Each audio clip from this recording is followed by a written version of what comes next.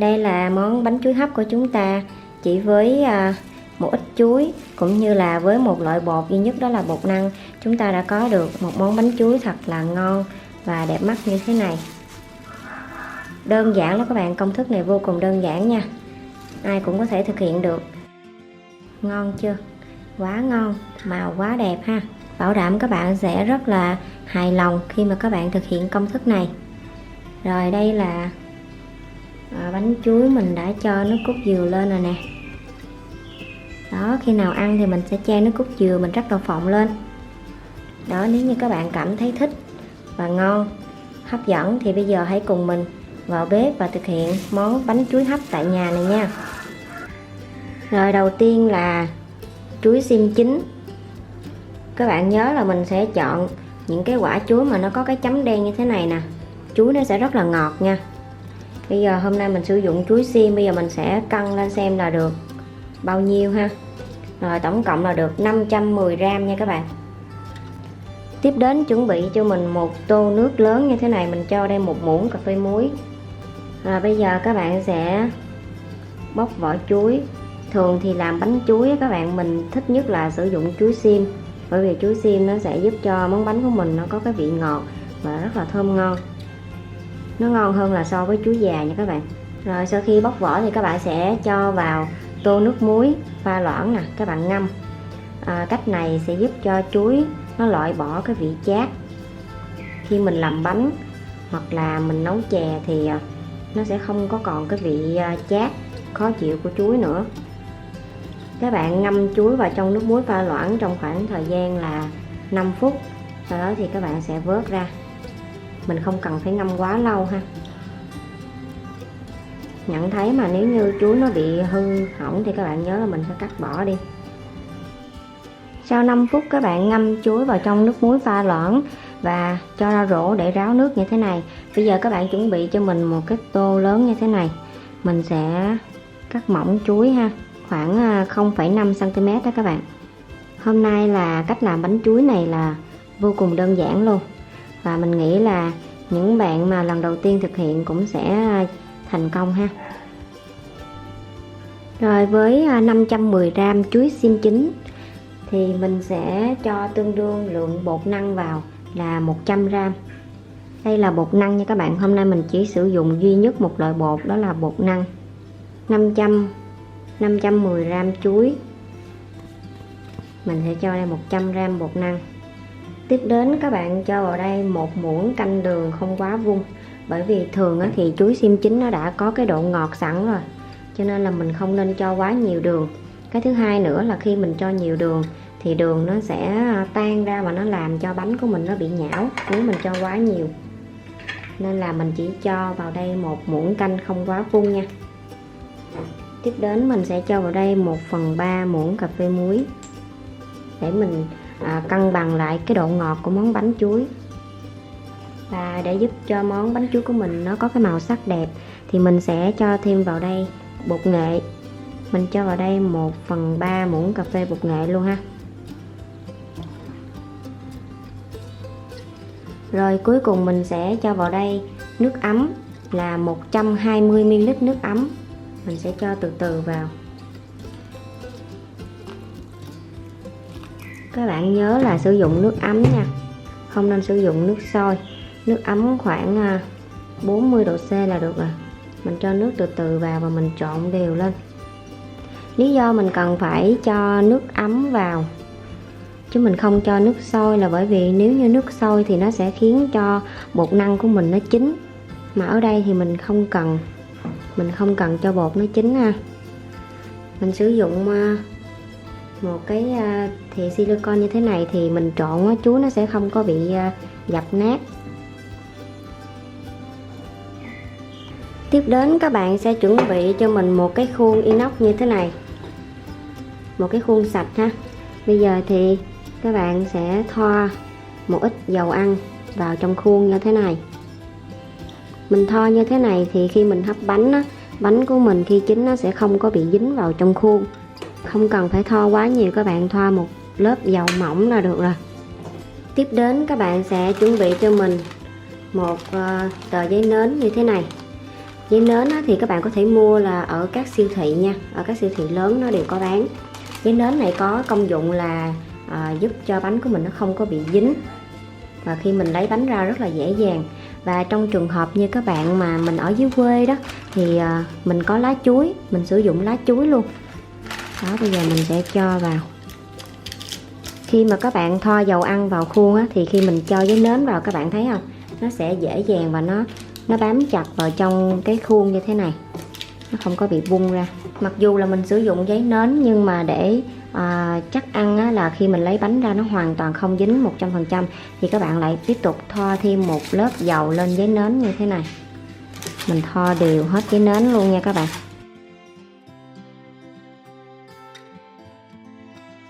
Nhất là phía xung quanh nè, các bạn phải thoa dầu kỹ nha, rất là dễ bị dính. Thì sau nhiều lần làm mình cũng rút ra được cái kinh nghiệm này đó các bạn, để cho bánh của mình nó lấy ra được đẹp ha.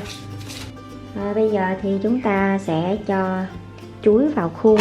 Trước khi cho chuối vào thì mình sẽ xếp một lớp mỏng ở dưới đáy như thế này nè, để khi mình lấy bánh ra thì bánh mình nó rất là đẹp. Khi mà mình làm bánh này để mà mình đãi cho bạn bè của mình thưởng thức đó, hoặc là mình làm để mà mình tặng cho bà con, hàng xóm hay gì đó, thì mình mới làm cho nó đẹp như thế này. Còn mà thường thì làm ở nhà ăn thì không có nhất thiết phải ngồi xếp như mình ha. Mình muốn cho nó đẹp cho nên là mình sẽ dành một chút thời gian để mà mình ngồi mình xếp như thế này, chỉ xếp một lớp ở dưới đáy thôi. Rồi sau khi đã xếp được một lớp mỏng ở dưới đáy như thế này, bây giờ thì mình sẽ trút hết vào.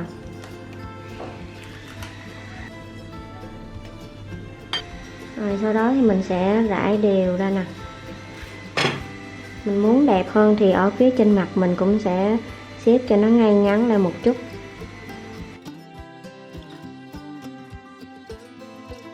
Rồi trước khi các bạn cho khuôn bánh vào nồi hấp, các bạn sẽ lắc lắc nhẹ nhẹ như thế này và các bạn gõ. Sau khi các bạn đã cho khuôn bánh vào trong nồi hấp như thế này, các bạn để mức lửa lớn. Sau khi nước bắt đầu sôi lên thì các bạn chỉnh về mức lửa trung bình, và mình sẽ hấp bánh trong khoảng thời gian là 30 phút tùy theo kích cỡ bánh ha. Do là hôm nay mình làm cũng ít cho nên là mình sẽ hấp trong khoảng thời gian 30 phút là bánh đã chín rồi. Và để tránh cho nước nó bị nhiễu xuống bánh, nó làm cho bánh nó bị nhão, thì mình sẽ đậy lên đây một cái khăn sạch.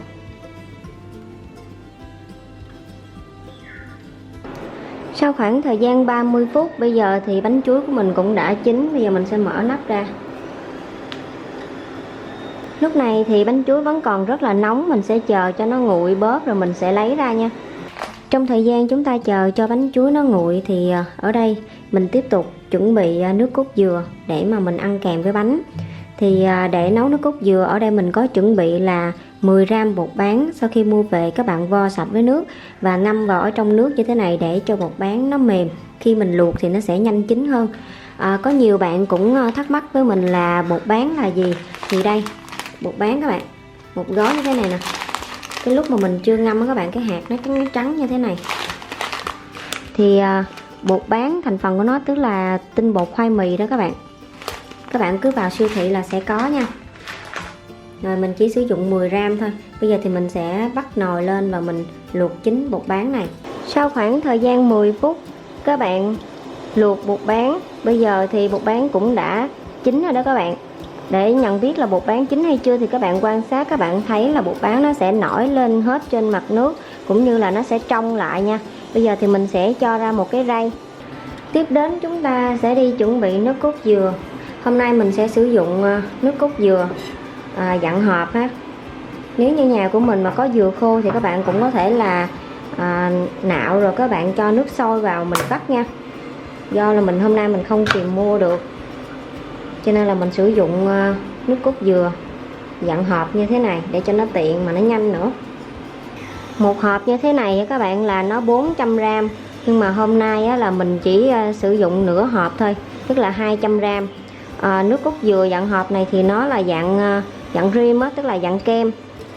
cho nên là mình phải khuấy lên. Và nếu như các bạn sử dụng không hết thì các bạn sẽ cho vào ngăn đá của tủ lạnh để mình bảo quản nha. Rồi sau khi mình đã cho vào nồi là 200ml nước cốt dừa, cái nước cốt dừa mà dạng hộp này nó khác với nước cốt dừa mà mình tự vắt nha các bạn. Bởi vì nó là dạng kem cho nên là mình phải cho thêm nước vào. Bây giờ mình sẽ cho thêm vào đây là 70ml nước lọc nữa. Tiếp tục cho vào đây 1 muỗng canh vung đường và 1/3 muỗng cà phê muối. Bây giờ thì bắt lên bếp và để mức lửa nhỏ, mình nấu sôi hỗn hợp nước cốt dừa này. Rồi trong thời gian mà mình chờ cho nước cốt dừa nó sôi thì bây giờ các bạn chuẩn bị cho mình một cái chén nhỏ. Mình sẽ cho vào đây nửa muỗng canh bột gạo. Nửa muỗng canh bột gạo ha các bạn.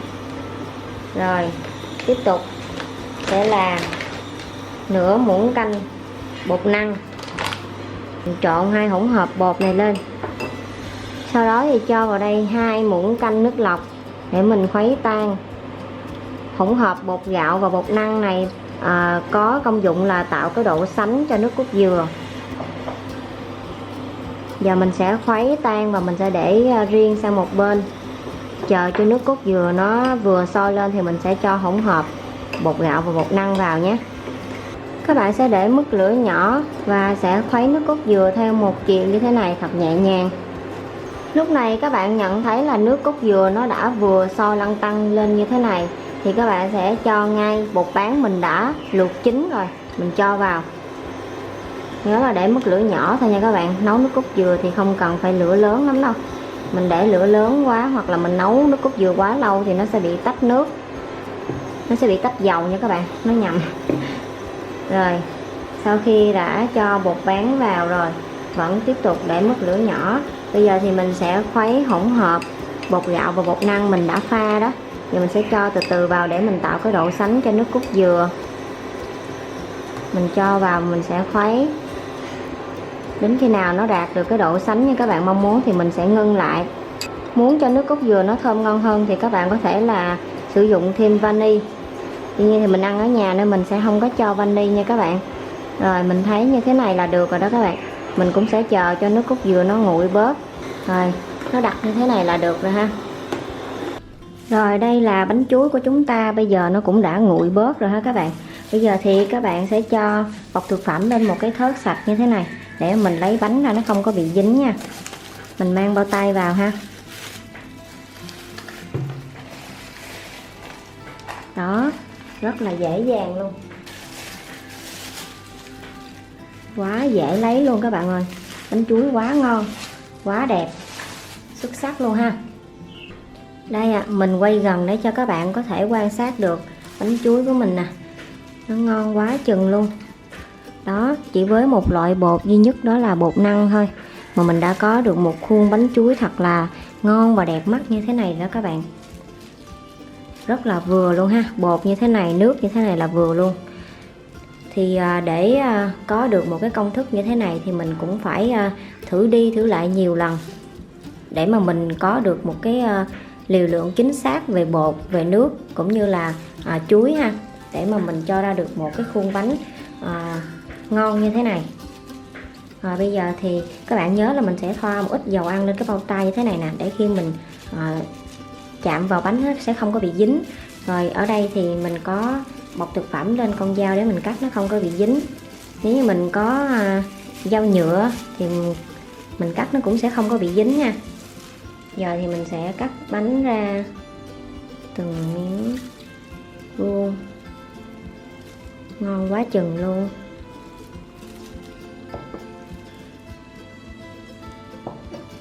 Cái này là nó vẫn còn nóng á các bạn, cho nên các bạn thấy nó cũng hơi mềm ha. Nếu mà các bạn để cho nó nguội lâu một chút á thì mình cắt ra nó sẽ dễ hơn, mà bánh của mình nó sẽ đẹp hơn nữa. Mình để từ nãy giờ chỉ mới có 20 phút thôi. Đây mình lấy bánh lên cho các bạn xem nè. Đó, ngon ha, chuối nó nhiều lớp. Nếu mà các bạn hấp cái thời gian nó càng lâu á thì chuối của mình nó sẽ chuyển sang cái màu đỏ luôn á các bạn. Đây nè, bánh của mình nè, màu đẹp cũng như là nó vẫn giữ được cái độ mềm đó, không nhão nha, mềm vừa phải đó, rất ngon. Tương tự miếng này cũng vậy luôn đó, các bạn thấy không, mình đưa gần không biết các bạn thấy không nữa. Rồi đây là bánh chuối sau khi mình đã cắt ra từng miếng vừa ăn như thế này ha, mình cho vào 2 đĩa nè. Rồi đây là những chiếc bánh vụn của chúng ta, rất ngon. Bây giờ thì mình sẽ cho nước cốt dừa lên. Đây các bạn nhìn thấy ha, nước cốt dừa nè đó, nó sánh lại như thế này, rất là vừa luôn. Bây giờ khi nào ăn thì các bạn sẽ cho nước cốt dừa lên nha. Rồi rắc một ít đậu phộng rang giã nhuyễn lên nữa, như vậy là xong. Rồi nếu như các bạn cảm thấy công thức cách làm bánh chuối hấp tại nhà này hay, bánh ngon và hấp dẫn, cũng như công thức đơn giản dễ làm, thì các bạn hãy cho mình một like và đăng ký kênh để ủng hộ cho mình. Đừng quên chia sẻ cho thật nhiều bạn bè để biết thêm một công thức nữa về cách làm bánh chuối hấp tại nhà này nhé. Các bạn cũng đừng quên comment vào bên dưới để cho mình biết cảm nhận của các bạn về món bánh chuối hấp của mình ngày hôm nay. Hẹn gặp lại các bạn vào những món ăn ngon tiếp theo. Bye bye.